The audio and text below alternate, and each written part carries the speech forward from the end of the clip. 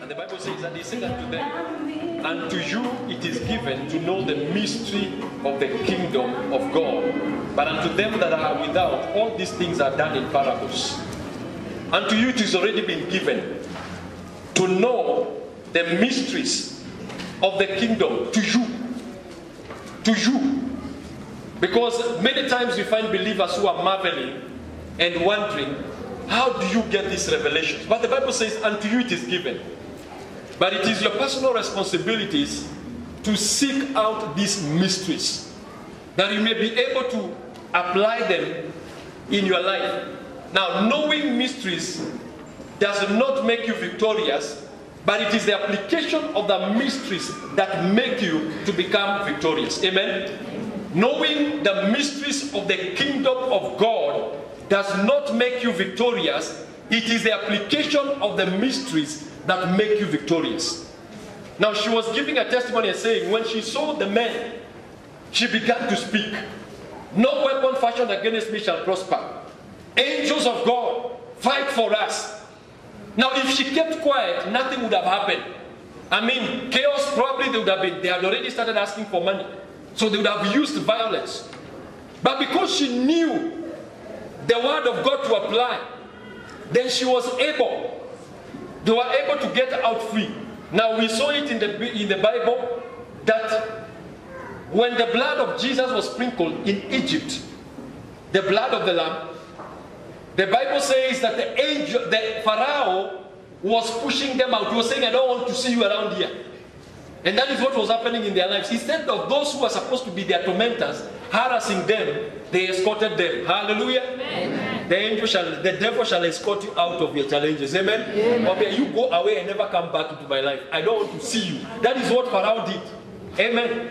So mysteries of the kingdom of God are given to you. But you must know how to seek for them and to apply them for them to work in your life. I say this, unfortunately, many believers are too lazy. Many believers are too lazy to apply, to seek for the mysteries and to apply the mysteries. Amen. But the shelter is not that way in Jesus' name. Amen. Say amen. Amen. Say, I am not like that. I will be diligent to apply the mysteries. Now we saw it from Proverbs 25 verse 2. Proverbs 25 verse 2. The Bible says very clearly, and I read it last time, that it is a glory of God to conceal a thing. It is a glory. Amen. Now some of you think you'll find it easily, but God says it is my glory. It is the way I get glorified. It is the way I enjoy life as God. He says it in Proverbs 25 verse 2. It is a glory of God to conceal a thing. It is a glory of God to conceal a thing. So God will hide a lot of things from you. He will hide. It is His glory. He celebrates when He hides some things from you. Because out of His hiding, then you'll seek for Him more. Some of you have been saying, I've been praying for a year. But God says, you have not searched yet. Because I've hidden that mystery from you. But when you seek me, and you seek me with the whole of my heart, then I reveal it to you. The second part says, but the honor of kings is to search out a matter. The honor of kings. To search. You look for it. You pursue. Now you find the academic world never stops searching. There are doctors who are making research on how to treat new kinds of diseases. They are still making research. They are still looking for AIDS medicine. They are still searching. So research in the academic world never stops. And in the same way as a believer, you cannot afford to stop searching out who God is. You cannot afford to stop searching out the mysteries of the kingdom of God. If your life has not changed, if you're not financially in a new level, if you're not in a marriage, and you have reached the age to be in a marriage, if you are having challenges in your life that you have not yet discovered, that means there is something you have not discovered. There is something that you have not discovered. There is something that you have not discovered. And until you seek out God and find out why, Lord, is this happening? Not questions of complaining, but questions to understand. Seek it from the scriptures. Because there is no solution ambaye haiwezi patikana katika neno. There is no solution that is not in the word. I mean, there is no problem that does not have a solution when you seek the word of God. But you have to be diligent. You have to be diligent. You have to be hardworking in the kingdom of God. Daniel was a man. He knew God. In fact, the king Nebuchadnezzar said, he testified, there is a man among us who the Spirit of God lives in him. But when he began to pray concerning on how long they were supposed to stay in Babylon, the Bible says that he fasted for 21 days. He wanted to get out. He wanted revelation. He wanted to understand. But the Bible says that it took 21 days for the delivery of the revelation that he was looking for to come to him. Meaning, the devil will not allow you easily to discover what is hidden for you. Now, God conceals, but the devil knows also that to get a revelation, it will take more than what you're doing. It will take more than what you're doing. God has said that he has given us all things that pertain unto life and godliness. All things. You have been given everything that you require for this life and even for the afterlife. You have been given everything. All of you have got cars, but how many are driving? All of you have got land because your father owns all the earth. Every one of you has got a piece of land. Every one of you has got money. Every one of you, when God created you, you are married. He says in his word, male and female created he them. Male and female. So if you are a male, you have a female. If you are a female, you have a male. They are there. They are alive. It is not that they will be born, they are there. So God has given you everything that pertains unto life and godliness. But how desperate are you to get it? How diligent are you to find it? Because the Bible says, when you find it, there shall be a reward. Amen. When you find it. Proverbs 24 verse 14. Yes. When you find it, there shall be a reward. When you find it. Not when you hear it. Because most of us are hearers. But most of us, let me tell you, information will only entertain your intellect. Some of you come to church and you say, that service was so powerful. Oh, we are blessed. Because you received information. You received my or somebody else's revelation. But until that information becomes your revelation, you can still be quoting scriptures from morning to evening and you still be walking in sickness. You can be quoting all the scriptures. I shall lend to nations and borrow from none. But until it becomes a revelation to you, you will still continue being in poverty until you begin to tell God, Lord, reveal to me what it takes to be rich. Hallelujah. I know you have already blessed me with the riches, but Lord, reveal to me what I need to do. Hallelujah. Amen. Today, I think I was just laying a foundation. We're talking about the mystery of prayer and fasting. Amen. We're in the new month of January. Because it is a mystery. It's a mystery. You cannot understand how missing food gives you a breakthrough. You can't understand. It is simply a mystery. You cannot understand how just by missing food and taking time to pray, things begin to change. It is a mystery. But when you begin to understand the reason why many people are not fasting, many people pray. But Jesus, I think it is in Matthew chapter 17 verse 21. I think Matthew 17, 21, he said, there are things that go out of your life by prayer and fasting. So prayer is different from fasting. And the combination of prayer and fasting will drive out some challenges from your life. How bad this goes out by prayer. Matthew chapter 17, I think verse 21.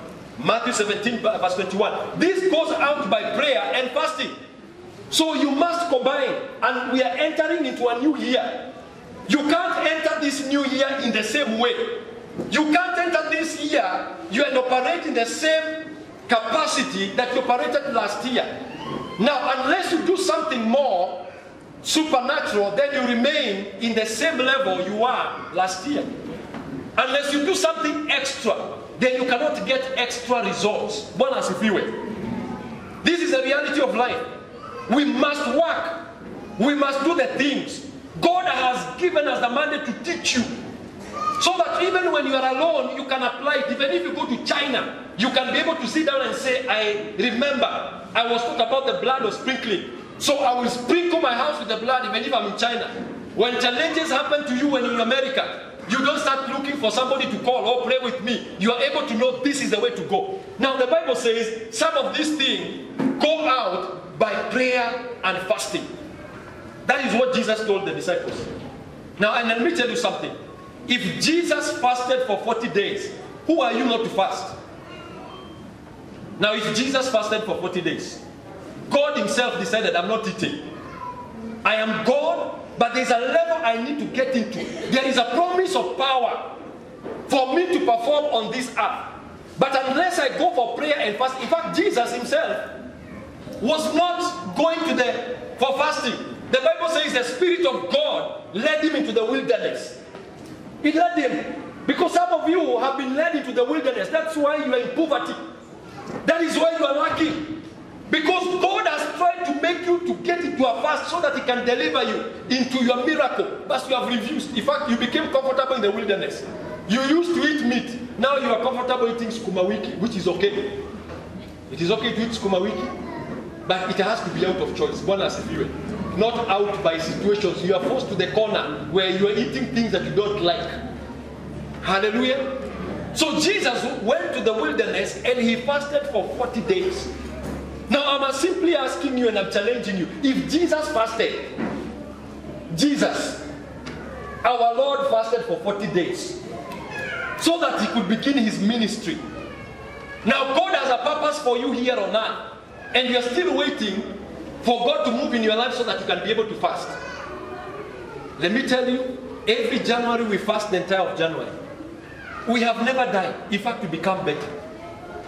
We become better. Science has proven that a man can fast for 40 days without affecting his body. Of course, drinking, without eating. The body begins to consume itself after 40 days. Nobody should fast beyond 40 days. Unless you're taking some meals. But your body can be able to operate without food for 40 days. After 40 days, the body begins to consume itself. But the reality is this. Many of you never fast because you think you will die. You think you will die. I have fasted for 40 days. Twice. I'm still alive. She has fasted for 40 days without eating, just drinking. Milk. Of course, you have got to take something like soup. Lakini si tunatengeneza supu ingine ati unajaribu kumwaga hivi haitoki ni ugali. There's some people I'm taking soup and you are eating. Actually, you are eating it with a spoon. Now that is not fasting. That is celebrating. Hallelujah. Amen. You get the thickest of the yogurts of all your life, and that is the one and you're taking like 5 per day. Now that is not fasting. Hallelujah. But you need to get into a level of fasting. Let me tell you, there is no need of denying yourself. We talk about here and saying, miss one meal. Miss 2. Miss your breakfast, miss your lunch, and go for prayer. Hallelujah. You will not die. Now there was a time she was having serious ulcers that had been created by something that she had eaten. It was burning. The doctor's order was eat, so that the acid does not eat you up. But the God's command was fast. Opposite of what the doctors were saying. She went for a fast. In hospital, she went for a fast. And her healing came by that fasting. She got better. Some of you're just saying, like, they're telling them, you are eating through. That is why you are breaking. That's why you are eating your future. Every time you are eating, you are eating. You need to get a revelation of the power that is locked in fasting. How can you stay? How can you be a believer and you have never fasted? Paul, the man who wrote most of the books in the New Testament, the Bible says in 2 Corinthians chapter 6 verse 5, in all the challenges that he was going through, one of them, he was saying in series of fastings. Not one fasting, fastings. You can put up that scripture. 1 Corinthians chapter 6, 2 Corinthians chapter 6 verse 5. Paul was speaking about the things that he was going through. He went through a lot of series of fasting. Amen? A lot of them. So fasting, you will not die by fasting. It is one of the mysteries of the kingdom of God. And when you do it in stripes, in imprisonment, in tumults, in labors, in watchings, in fastings. In fastings. This was Paul, not fastings.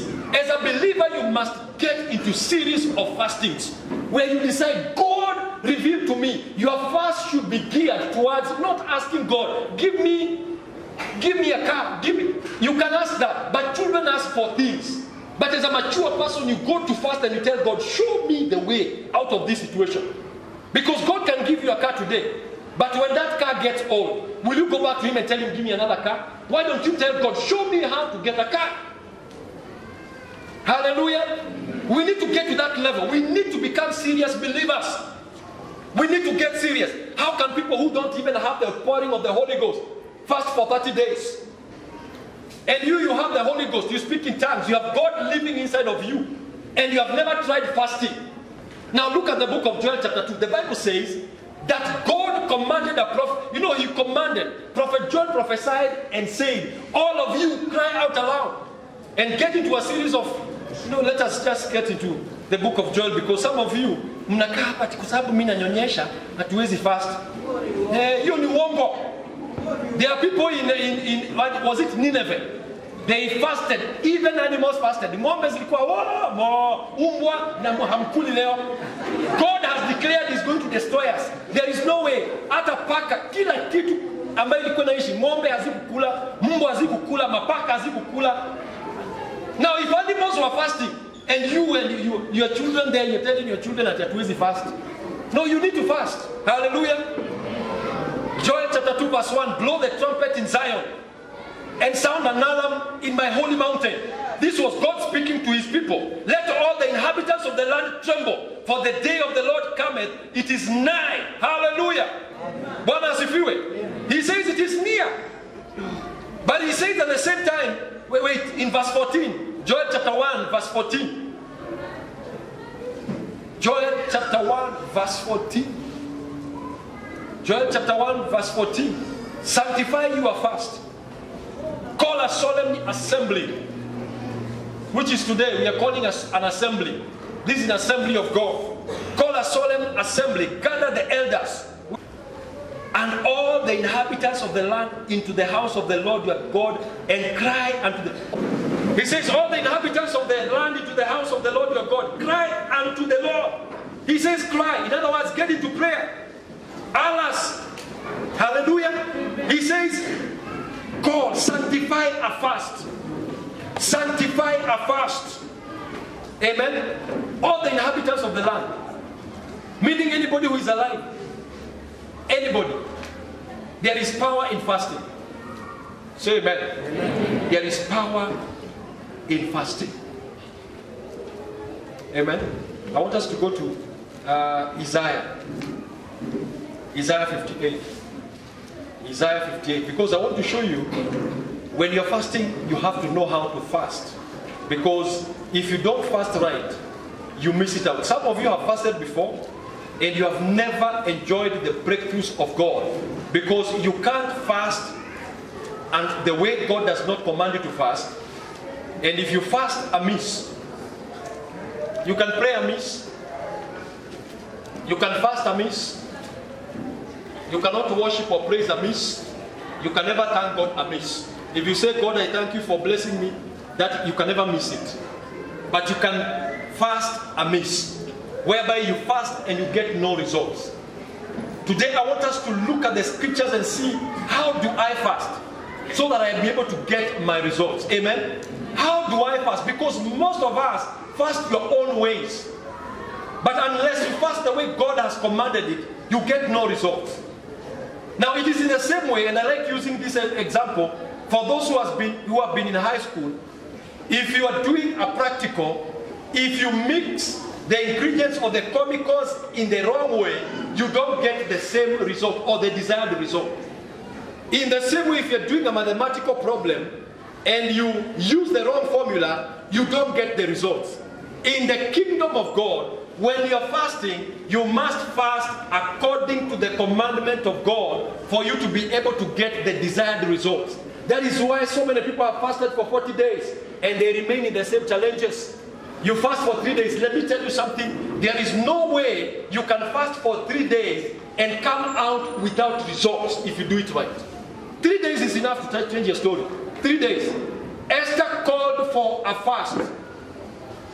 Esther, all she asked for, fast for me. Take a fast for me. Don't drink, don't eat. Because I'm going to see the king. Because the nation of Israel was supposed to be destroyed by a man called Haman. And the only way it was going to be stopped was by somebody talking to the king. Because it was already planned.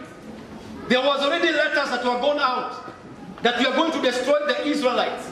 Now Esther was a queen, but she could not access the king according to the laws of that land without the king permitting her to go to the palace. And when he extends the scepter or the ile mkojo yake, that to show mercy. Even if you are the wife in that land and you approach the king when he has not called for you, you are supposed to be killed. So Esther knew she would die. But she was like, fast for me 3 days, don't eat and drink. And the Bible says that when Esther approached the king on the 3rd day, the king stretched out the bakora and told her, come, what do you want? Said, prepare. I want to have a dinner with you. And I want you to invite 1, 2, 3 people. And the rest is history. Because the man who had planned evil for Israelites now became the one who died. The power of fasting. If they had not fasted, a lot of Jews would have been killed. One as if you were. But they decided to take a fast for 3 days without drinking, without eating. Hallelujah. Isaiah 58. Cry out aloud, spare not, lift up thy voice like a trumpet, and show my people their transgression. He was saying there is a mistake you're making. To transgress is you're walking, this is the path that you're supposed to take you there.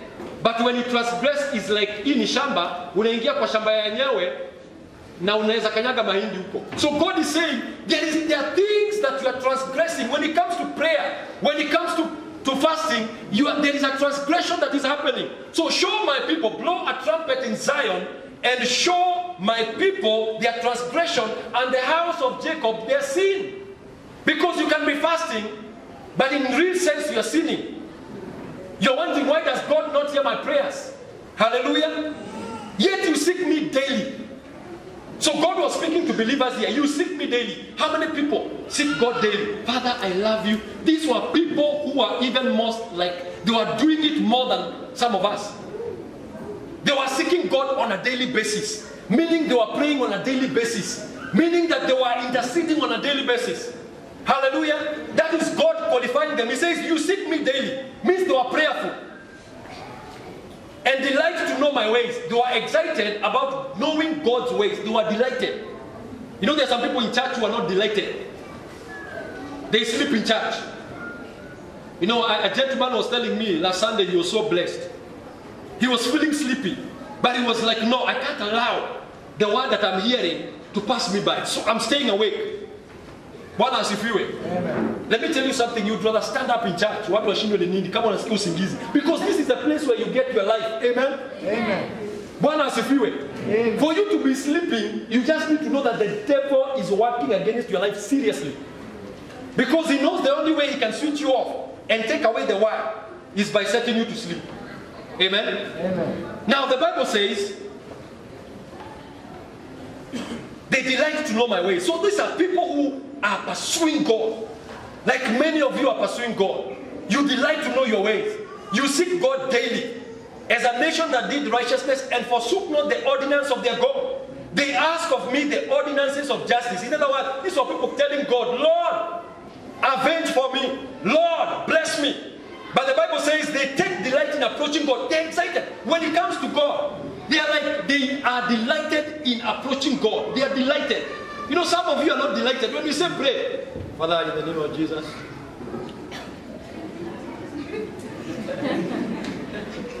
You know, that's the way some people pray. That's the time they start looking around and bothering people. These guys were delighted. They were delighted in seeking God. They were delighted in approaching God. They were delighted in coming to, for example, it's a Sunday church. They are not coming at 11. They are coming on time because they are like, Lord, we want to know your ways. Tell us your ways. Teach us. They are delighted in approaching to God. Verse 3 says, wherefore have we fasted? They say, and you see not. Wherefore have we afflicted our souls, and you take no knowledge? They were asking God, Lord, we have been fasting. We put sackcloth, we don't eat, we pour ashes on ourselves, but why have you not seen? They were genuine in asking God. They were praying. They reached a place whereby they were no longer telling God, give me a breakthrough. They began to ask God the right questions. Lord, why have I fasted? They were not complaining. They were actually seeking God to know, where have I gone? Lord, show me. Why am I fasting and I'm not getting results? Amen? Amen. You know, the devil is very annoyed. Yes. Because he knows today there's someone that is here. Can you hear me behind there? Can you hear me? Jesus never had a microphone. Amen? Now, do you understand what I'm saying? Don't get distracted. Because what you're learning here today will change your life. Don't even focus on them. Focus here. Now, the Bible says, why have we fasted? Why have you not seen? Why have you not answered our prayers, Jehovah God? Then God began to speak to them in the same verse 3. Behold, in the day of your fast, you find pleasure. In the day of your fast, you find pleasure. In the day you're fasting, that is the day you find. In fact, that is the day you put on TV. That is the day you open Niger movie. Or South, because you're not going anywhere today, I'm fasting. So at lunchtime I'll pray. Then at around evening at 4 o'clock, I will switch on. I will switch off the movie. And I will go for prayer. That is the time you find pleasure. You sit down with a remote TV and you begin to watch all the programs you have never watched. Hallelujah. That is the time you look for the most comfortable hotel to go and you say that I'm fasting here. So I'll be fasting, I will be sleeping in a very comfortable place. You know, there are some people who don't like going to Catalonia because the man. He said, you cannot fast and look for pleasure. You look for the things that satisfy you. That is the day you go to the supermarket and you're walking around window shopping because you have nothing to do. You're saying, I'm fasting today, I'm not eating. Let me go look for the dresses that I will buy, or the suits that I will buy, or the shoes that I will buy when I get my financial breakthrough. So God was saying, you cannot be looking for pleasure on the day you're fasting and you say that you're fasting. That is a day of afflicting yourself. That is the day of denying yourself some of the things you have been enjoying. Bwana asifiwe. Hallelujah. Amen. Hallelujah. Amen. The Bible says you find pleasure and exact all your labors. Those who are employers. I'm talking to employers. The day you fast because you're hungry, that is the time you harass everybody. Today, I'm talking kazi hapa mpaka 6 o'clock. Nimesema. Why? Because an angry man. A hungry man is an angry man. That's the way you're saying on the inside. These people have to know that I'm fasting. Wanazaji kuwa na smile huko, wanakula machapati, wanakula madondo, wanakula kila kitu hapa, even me, I'm fasting in my office. That is the day you have the worst mood. God was saying, you cannot be the day that you are harassing everybody. harassing your house guard, harassing your watchman, harassing the people who work for you in the organization, and that is the day you're fasting and you expect God to answer you. No, that is not the day you're abusing your children everywhere. Unatoka kwa bedroom hivi natoka mamjui na fast. Mimi ni baba yenu naomba hapa mnashida mnisumbua sumbua hapa hivi. Nobody can talk in that house because you're fasting. God says no, you can't find pleasure. You can't be exacting labors. You cannot be harassing people the day you're fasting and expect God to hear from on high. Your fast has to be special. It is a place, it's a time for denying yourself. That is not the time for looking for, if you're going to take yogurt, take the one that does not taste very nice. Amen? Wana asifiwe. Amen. Kama utakunywa yogurt, kunywa ile ati ukikunywa hivi, ukiangalia like Daniel, the Bible says, they denied, Daniel took a 3-day fast. Was it a 10-day or 3-day? In the beginning. And they denied themselves of all the nice foods. They denied. So that is not the day to take the sweetest of all. That is not the day that now you're eating the biggest bar of chocolate. Now you're taka energy. You know, I want to fast. That is pleasure. If it is giving you pleasure, then stop it. I'm also preaching to myself because there are days when I have fasted and I have gone to the supermarket and I get the biggest bar of chocolate. Amen? That is nataka energy. No, that is a day you decide, I will not have the best. I will look for God. Now verse 4 says, I'm just talking about, today I'm laying a foundation on why people are fasting and they are not having results in their prayers. It doesn't matter how old you are. Even if you're a baby and you have decided to fast, fast the right way. Amen? Kama wewe ni mtoto na umedecide umeingia katika level ya high school, unataka kufanya chemistry, then don't do it the wrong way. Do it the right way. So I'm also talking to you young men there. So if you're fasting, that is not the day to harass the children in school and telling them, macheni kunisumbua. Mwalimu anakuongelesha, you have a bad attitude. This is the day that you purpose, I have to find God. Behold, verse 4, you fast for strife and debate. You fast for strife and debate. You cannot be fasting and you're strifing with people. And you're saying that God will answer your prayers. That is the time you argue with anybody that you want to argue. That is the time you abuse people you want to. That is the time you quarrel. Debate is talking their arguments. Talking about debate. You know, some people when they are fasting, that is the time they argue most. Because definitely, naturally, when you are hungry, it is easier to get angry. But God says you cannot be the day of your fasting. That is the time you are abusing people. That is the time you are strifing. That is the time now you see the person who had made you angry some time back. Unajua, Mungu, sura inakunjika. In fact, you tell them you are even fasting. You know, there are some people who are specialists when they are fasting. They bare their head a little bit. And then everything starts. Because they don't want to be. You even tell your boss, no, today I'm fasting. Now, the moment you have been recognized for fasting, you have missed out on your blessing. That was Jesus said. He told them, anoint your face. Jipake mafuta. Put on your best clothes. If somebody offers you food, don't tell them you're fasting. Tell them I'm not eating today. I'm not eating. Because the moment you say I'm fasting, you are trying to show somebody else you're more spiritual than everybody else. Now you deny yourself blessings. There are people who can't fast without telling everybody, help me to pray because I'm fasting for. Don't tell people you're fasting. Tell people to pray, but don't tell them you're fasting. Amen? If somebody offers you a drink, just tell them, no, I'm not taking. If they insist, please take. Today, I'm not eating. And then somebody says, now, are you fasting? Now, at that time, you need to speak and say, okay, yeah, I'm fasting. So respect my fast. But otherwise, you don't have to go to everybody. Paka watu wote wa garage pale unafanya kazi, that day they know. You have announced to them, leo sinunulie chapati, I'm fasting. Don't tempt me. Don't tempt me. The Bible says, behold, you fast for strife. So you cannot be in strife. You cannot be in quarrels. You cannot be in arguments. You cannot be in debates and enjoy breakthroughs when it comes to fasting. You can't. In fact, that is the time to go before God and tell God, remove everything. Remove every bitterness. Remove every unforgiveness. Remove every strife. It is a time for you to cleanse yourself and tell God, make me better. Hallelujah. Let me tell you something. Fasting does not change God. Fasting never changes God. It positions you to receive from God. Now, do you think the toilets here can shift? Hizo choo pale ziko haziwezi toka. It is easy to find the toilet, and I'm not comparing God with the toilet. I'm just giving an example. You cannot be fasting at the toilet to move close to you. You go to the place. Hallelujah. If you need to drink water, you don't tell the tap to relocate. You find the tap. Hallelujah. So, fasting locates you or positions you in the place where you can receive the blessings from God. Hallelujah. Because you are denying yourself so that you can be in the right position to receive from the on high. Behold, you fast for strife and debate, to smite with the fist of wickedness. That is the time you fight. That is the time you get angry.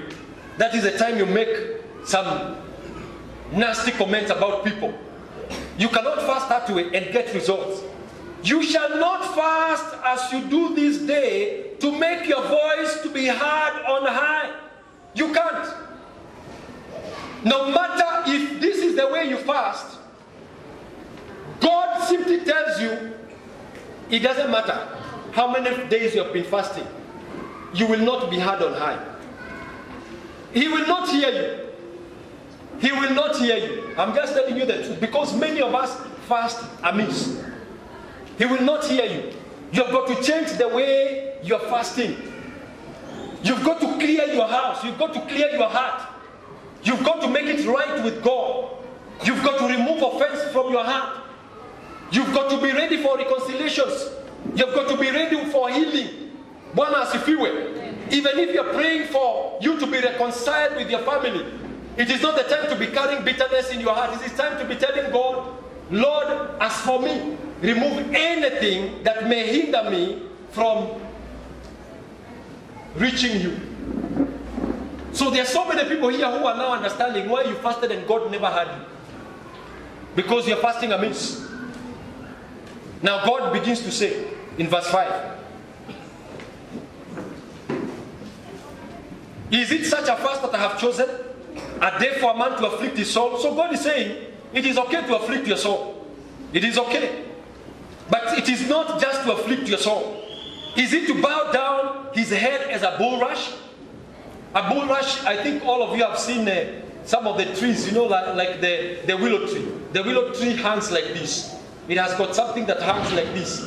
Or those flowers that look like a bed. God is not saying, now if you are fasting around and you are walking like this, don't think I will be answering you. Me, I'm looking at your heart. I'm looking at what is going on in your heart. Bwana asifiwe. Is it a day for a man to afflict his soul? Is it to bow down his head as a bulrush?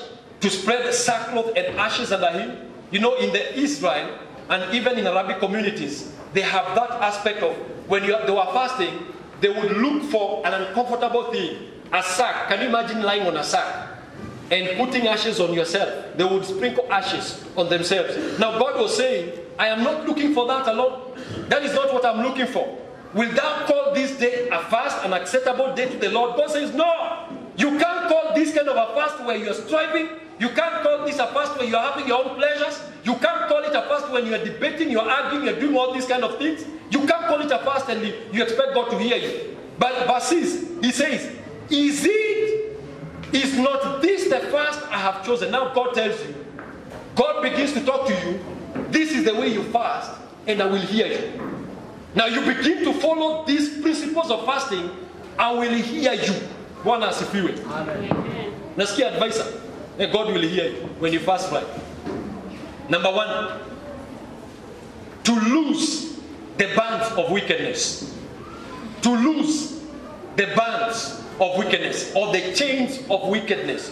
Number 1, when you're fasting, the fasting that you do, you've got to lose it on your own life, in your own life. You know, there is the levels of wickedness. There is a time pastor preached about wicked thoughts. We all know that we sometimes think some very wicked thoughts. There is a wicked thought that comes into your mind concerning the man or the teacher who chased him. You almost begin to declare some things. Wicked thoughts. So you lose yourself from the bands of wickedness. The wickedness that is inside you.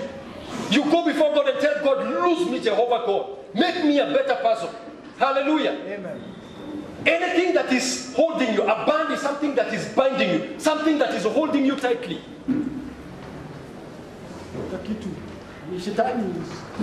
But I will preach, don't worry. Well, in fact, what time I am.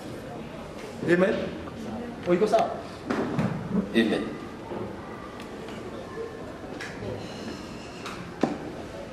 You lose the bands of wickedness. You destroy the chains that are holding you that can make you wicked. You know, all of us, the Bible says the heart of a man is desperately wicked. Now, you don't know how wicked you are. No, you don't know. Wait until somebody comes up with something. Aseme, I have a dosia, I have, nilikupiga picha mahali, na hiyo picha, wewe haukona lakini, you remember that is the day you will begin to think on what you can do to such a man. I remember we were in KU. Then a friend of mine took a camera. You know, he was just joking. It was a party, and he told another guy, "There's a picture I've taken you, and that picture can incriminate you." And I'm telling you, you know, later when he was told it was not true, the man was saying, "The things I had planned for you, the things I had planned for you." Now I know some of you have planned some wicked things. If you did them, if some of the things that go through your heart against your ex, against your husband, against your wife, against your, you know, some parents are very wicked. You look at the children like this, you feel like chewing them alive. You know, chewing them. In fact, you have already beaten them. Sometimes you even plan wars, battles. Now God says, loosen that band of wickedness from yourself. Go before God and tell God, I lose myself. Some of you, it's not about even anger. There are things that you do that you know they have bound you. It's a wickedness. When you go on that computer, there's always a place you go. One as if you were. Sometimes there are things, it is, you are wicked. I mean, there is gossip that is in you. You just like it, but then we need to pray for so and so. We need to pray. Now your prayer points are not helping people. Even is a gossip. In fact, you're trying to create a gossip. We need to pray. Now if you need to pray, you pray. Bwana asifiwe. Wacha kuenda kuambia watu kama watano we need to pray for so and so. That is just spreading gossip. Because some people will now start looking at that person in a wrong way. Number two, losing the bands of wickedness means looking at some of the people. It could be family members who are also bound by the wickedness of the devil. You begin to lose them by the blood of Jesus. I lose my brother from alcohol. I lose my brother from the grip of pornography. I lose my brother from joblessness. I destroy every band of wickedness that has held my family. You understand what I'm talking about? It is not about the day of your own pleasure. It's about thinking about even others. Hallelujah. Amen. Because most of us fast for ourselves alone. You never fast for anybody. Selfish. It is okay to fast, but you need to remember that God's fast, there has to be an order. Number two, the Bible says, to undo the heavy burdens. To undo the heavy burdens. Kuna watu wamebeba mizigo. Do you know some of the people just need somebody to tell them, I'm praying for you. I'm praying for you. Do you know how it feels nice? And be genuine. You know people can know when you're praying for them. You know some people just see you, unaandika tu SMS, I'm praying for you, and you're not praying. But take burdens. Lord, I commit. I take all the burdens on the back of so and so. I lay them on your feet. Unaona kama uko Oshago, when women would come visiting, especially in our place central, kuna milima. So you can see people who are coming to visit you when they are climbing the hill. Na wamama sasa wamebeba mzigo. They knew akifika tu pale nje atapata watu wamngojea hapo wa kumtoa ile chondo. Unapata hata anaweka tu mgongo hivi and it is removed and you can feel the lightness and the joy as that thing is being. You know some people are carrying burdens. All they need is somebody they can share with. How many of you can be trusted? How many of you can be trusted to be told anything about anybody? That is why the church is dying slowly. Because so many people cannot tell anybody their issues. There are people who are struggling with pornography. Lakini wacha ambie ndugu mwingine hapo. Unajua mimi na struggle na pornography.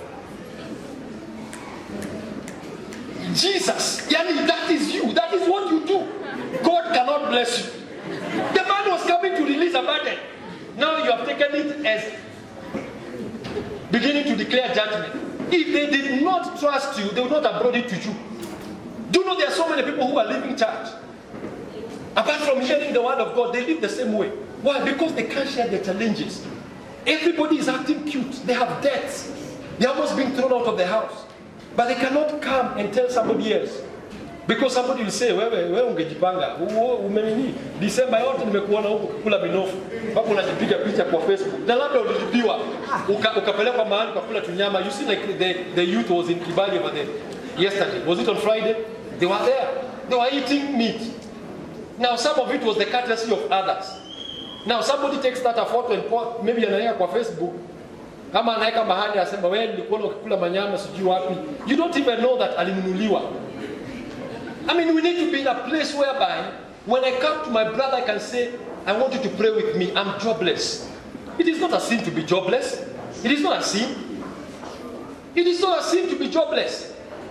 But you find so many people are dying in church because I can't lift up my hand if I'm jobless. I can't lift up my hand and tell people I'm jobless. Why? Because people will judge you. Unakumbuka vile kalikuwa anaringa huko hivi wakati alikuwa na ile job alikuwa na mama hai zina hata kusalimia. Now you forget this is your brother. Would you be saying the same for your sister? So God says we need to lose the bands, the burdens. You need to look at your brother and just sometimes you can see they are going through death. They may not tell you, but you pray for them. You need to look at your sister and just look at them and say, I will stand with you until the day you get a good husband, not just anybody. Bwana asifiwe. People, couples dying in church because they can't even tell somebody. Unajua mimi bibi ananichapaka. Hawezi apia mtu. Kwa sababu baada hiyo unapata kwa WhatsApp group imespreadiwa. Tuombeeni brother so alichapwa na bibi. Wacha hiyo bana. Mtu akikuja kuambia muombee, wacha kuenda kuambia mtu mwingine. Kama angetaka kuambia kila mtu angekuja hapa niombeeni. See, sometimes you get people here who are saying, please pray for me. If somebody came to you as an individual, he came to you or she came to you as an individual to pour their burdens onto you. Because what has been spoken somehow is lifted off. Bwana asifiwe. Wacha kuispread. We need to be a church. The shelter, we need to be a church where love is manifested. Not when you see somebody drinking. Unamwona maybe pale ametoka kwa bar. If he's drinking, that means he's already in trouble. So spreading it that he's drinking does not make it better. Now go on your feet, call him, tell you, my brother, I saw you drinking. And I want to stand with you in prayer. That could be the only thing that may stop him. Because he sees love. But but the body of Christ is one body where the army shoots those that are wounded. Wale wameumia ndio unasikia sasa anatafutiwa kale ka bullet ka mwisho. Geuza yeye tupige. It shall not be so in the shelter in Jesus' name. Amen. We shall carry each other's burden. Amen. The Bible says, and to let the oppressed go free. How many of you take time to pray for prisoners? Do you know how many people are in prison that were not guilty? Joseph went to prison on false accusation. And do you know in this nation, there are so many people who are in prison on false accusation.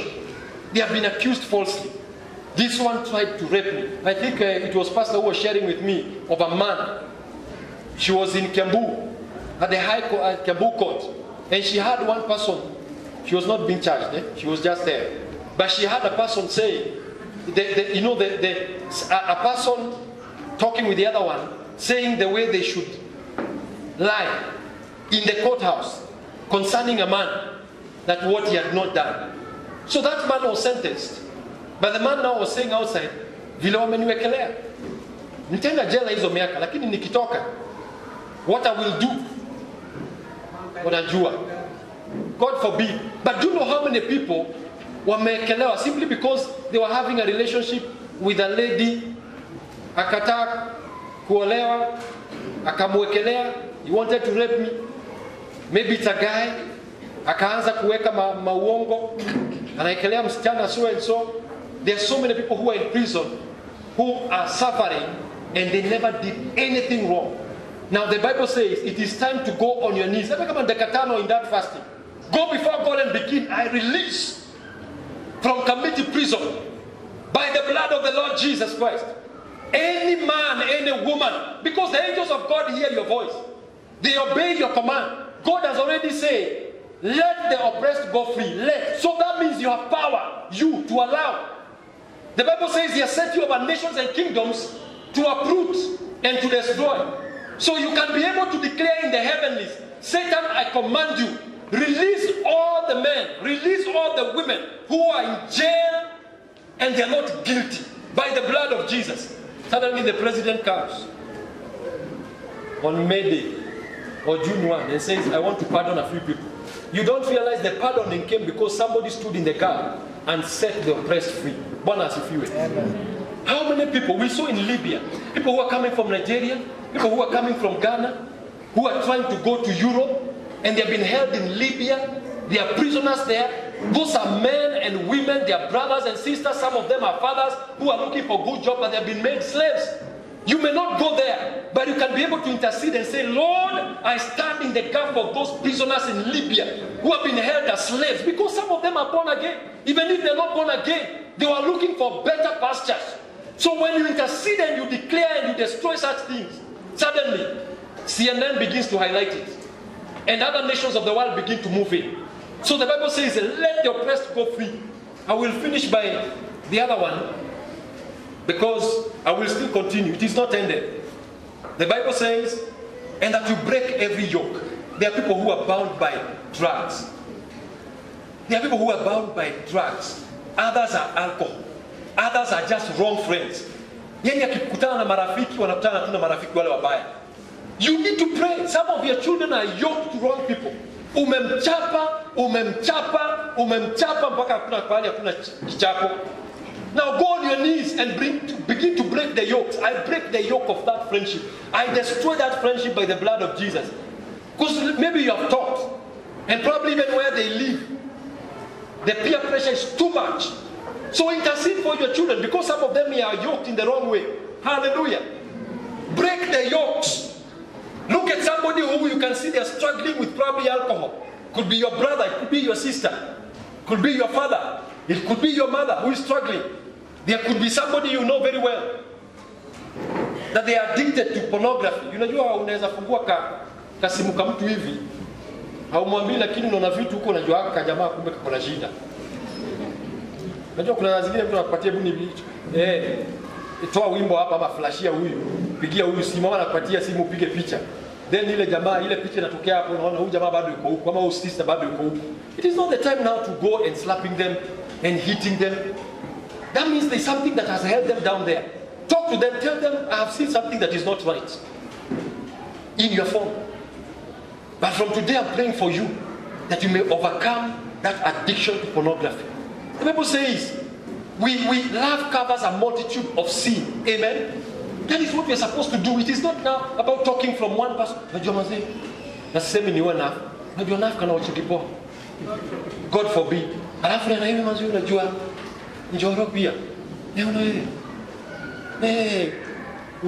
time the guy, imezunguka village yote. Now everybody is looking at you like this.